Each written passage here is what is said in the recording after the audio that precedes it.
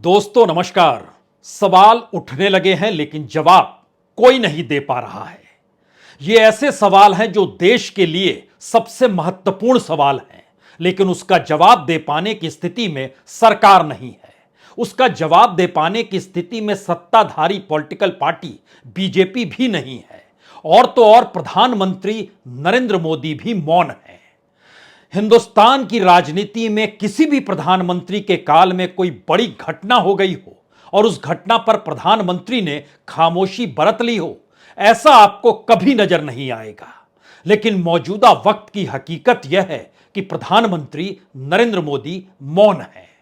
मौन शब्द मनमोहन सिंह के साथ जरूर जुड़ा, लेकिन बावजूद इसके, चाहे वो कोयला घोटाला हो, चाहे 2G स्कैम हो, चाहे वो आदर्श घोटाला हो, चाहे कॉमनवेल्थ का घोटाला हो, उस वक्त मनमोहन सिंह बोले जरूर। लेकिन मौजूदा वक्त में तो खामोशी है, चुप्पी है, मौन है। और ये ऐसे मुद्दे हैं जो सीधे और सपाट मुद्दे हैं। सीधे और सपाट लोग जुड़े हुए हैं। इस देश के भीतर में गांव खेड़े से लोग सेना में शामिल होते हैं, और उनके भीतर अब यह सवाल है, उनके परिवारों के भीतर यह सवाल है कि आखिर पुलवामा का सच क्या है। और जिन बातों का जिक्र उस वक्त कश्मीर के राज्यपाल रहे सत्यपाल मलिक ने कह दिया, जो कि बीजेपी के सदस्य के तौर पर भी रहे, बावजूद इसके कोई जवाब कहीं से निकल कर नहीं आया, तो यह सवाल जमीन के भीतर समाया नहीं, बल्कि कहीं ना कहीं हर जगह यह सवाल उफान मारने लगा कि आखिर मसला क्या है। इस देश के भीतर में शहरी मानसिकता शेयर बाजार से जुड़ती है, और शेयर बाजार के भीतर जब रुपया स्कैम के जरिए डूबता हुआ नजर आए, या फिर गलत वैल्यूएशन के जरिए किसी एक कंपनी के शेयर धाम से हो जाए और दुनिया भर में हड़कंप मच जाए, भारत के भीतर लाखों शेयरों के पैसे एक झटके में जो शेयर धारक है उसकी पूंजी उसकी जेब से गायब हो जाए, लेकिन सरकार नहीं बोली। प्रधानमंत्री ने खामोशी बरत ली, प्रधानमंत्री नहीं बोले।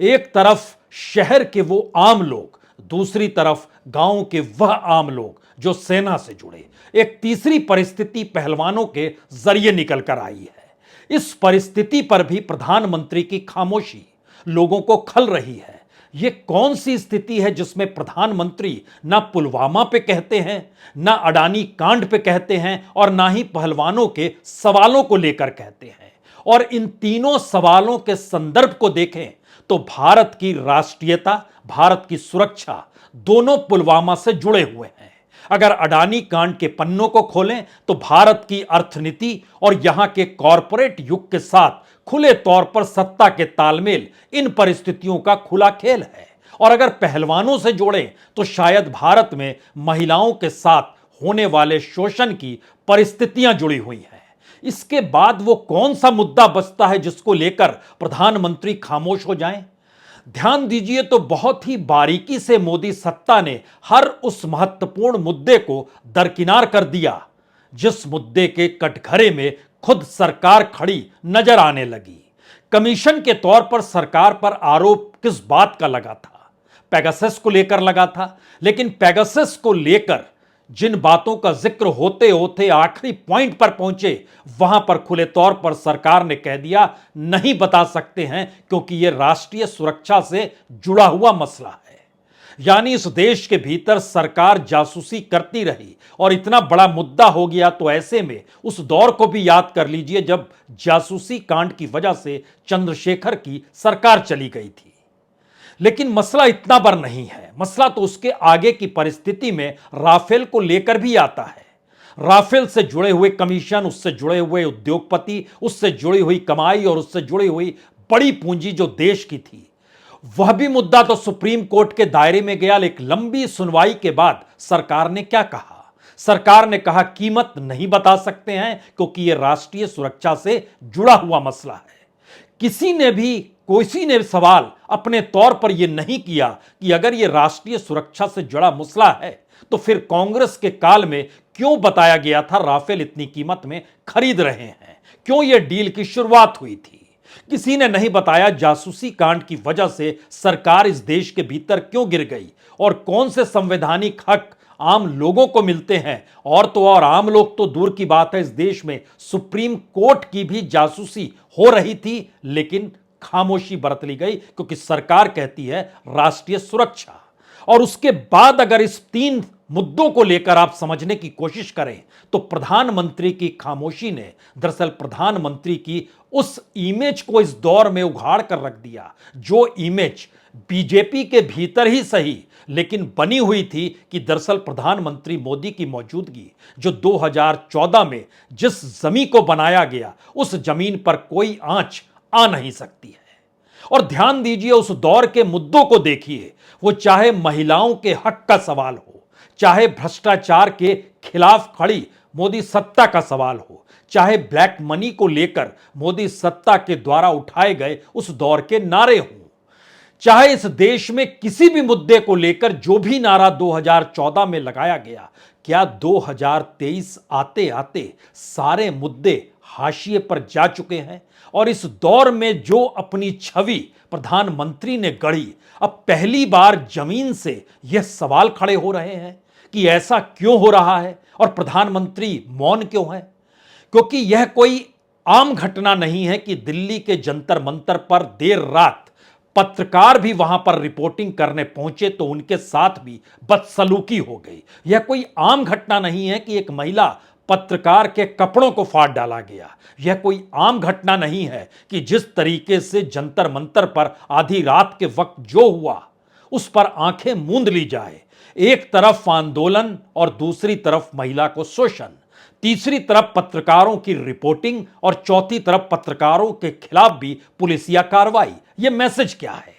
यह मैसेज वैसा ही है जैसा मैसेज पुलवामा के वक्त निकला था, क्योंकि पुलवामा की घटना जिस दिन हुई उस दिन देश के प्रधानमंत्री कॉर्बेट नेशनल पार्क में थे और वहां पर उनकी शूटिंग चल रही थी। और उस दौर के कागजों को अगर खंगालना शुरू कीजिएगा तो यह सवाल भी उठा कि एक न्यूज चैनल के पास वो जानकारी कैसे आ गई थी कि इस घटना से क्या होगा और इसका असर लोकसभा चुनाव में 2019 के क्या पड़ेगा। और अगर ये सारी चीजें सार्वजनिक तौर पर उभर रही थी तो प्रधानमंत्री की खामोशी या मौजूदा वक्त में सत्ता की खामोशी इस बात को इंगित करती है कि दरअसल जिस इमेज को गढ़ा गया, अब उसको लेकर सवाल जमीन पर जब होने लगे हैं तो बीजेपी के भीतर इस बात को लेकर भय है कि अगर कोई जवाब देंगे ही नहीं तो फिर अपने क्षेत्र में जब हम वोट मांगने पहुंचेंगे उस वक्त वोटरों के जो सवाल होंगे उसका जवाब कौन देगा? क्या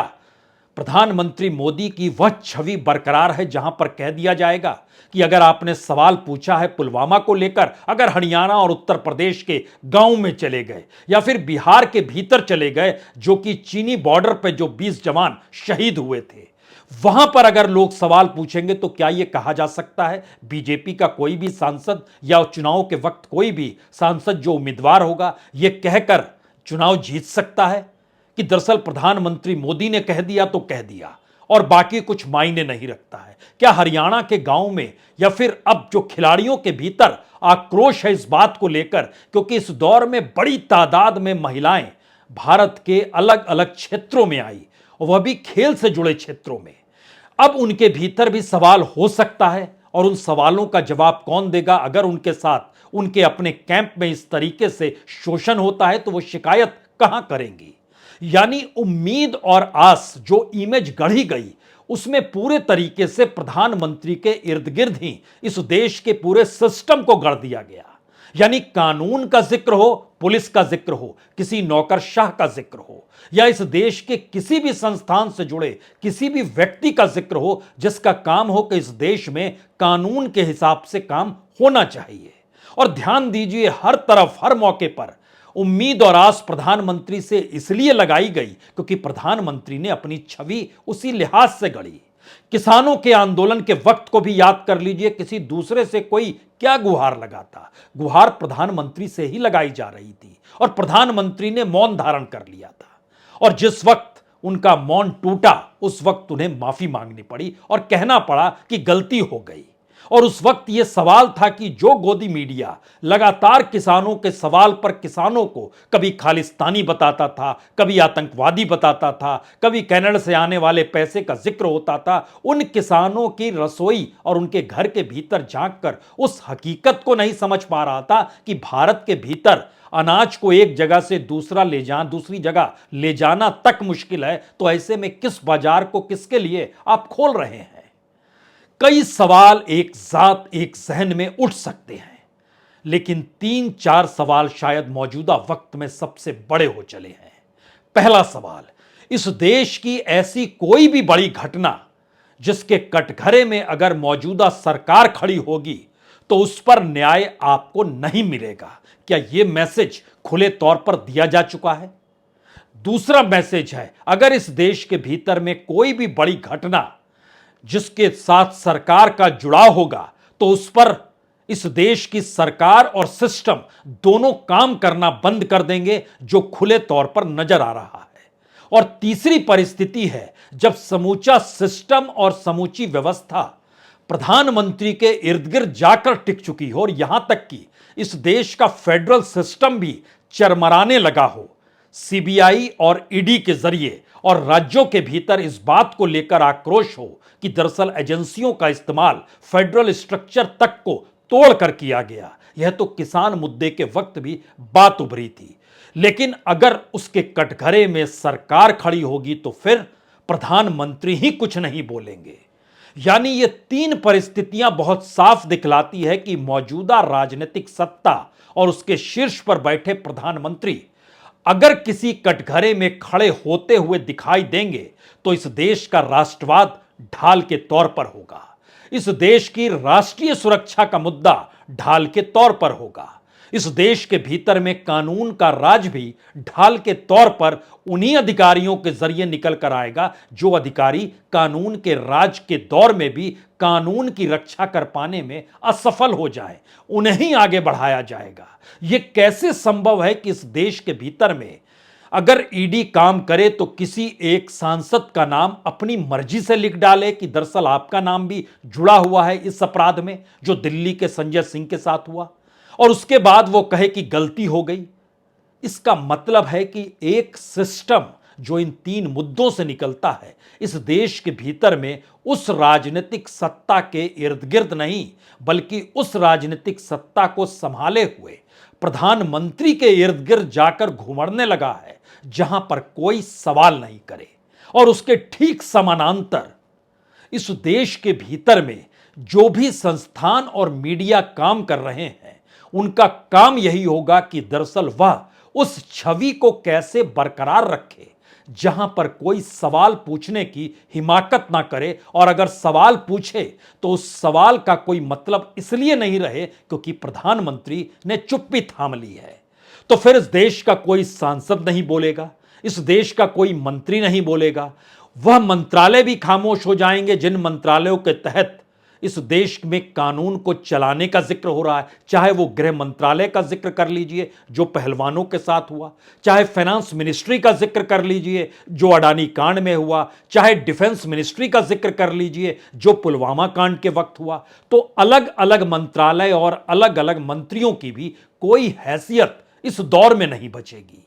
क्यों? क्योंकि प्रधानमंत्री मौन है, और प्रधानमंत्री की मौन का मतलब है कि उनकी सहमति है जो हो चुका है वो सही हुआ है, उस पर जो सवाल खड़े हो रहे हैं वो बेमानी है, बेकार है, और इसको जवाब देने की स्थिति में प्रधानमंत्री नहीं तो फिर कोई नहीं।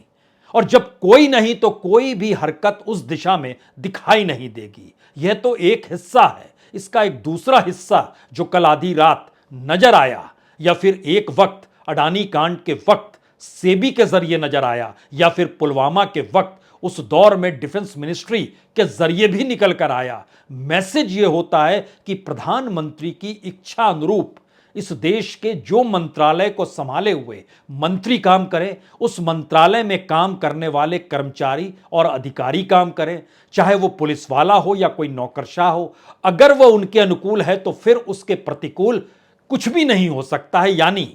जो काम उसे संविधान के तहत करना चाहिए अगर वह भी वो नहीं करे लेकिन वो सत्ता अनुकूल हो जाए तो फिर उसके हिस्से में सिर्फ और सिर्फ लाभालाभ ही होगा। क्या यह अपने तरह की पहली परिस्थिति है?